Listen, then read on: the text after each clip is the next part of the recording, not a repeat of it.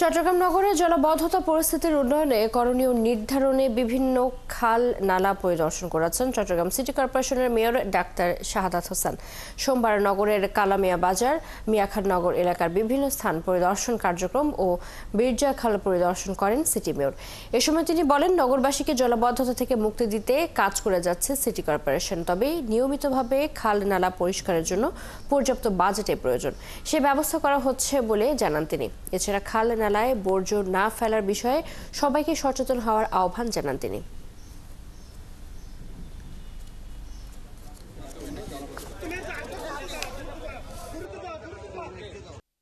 আমরা যে 57টি খাল পর্যায়ক্রমে যে কাজগুলো আমরা করে যাচ্ছি ক্লিন এবং মেইনটেইন করার জন্য যে ইকুইপমেন্টসের আমরা বারবার বলছি যে 300 কোটি টাকা এখন হয়ে গেছে, সেটা যদি আবারও আর 100 কোটি টাকা বাড়িয়ে আমাদেরকে যদি বিনা শর্তে, বিনা সুদে, বিনা ঋণে আমাদেরকে যদি সেটা গ্রান্ট দেওয়া হয়, জনগণ সেটা উপকৃত হবে।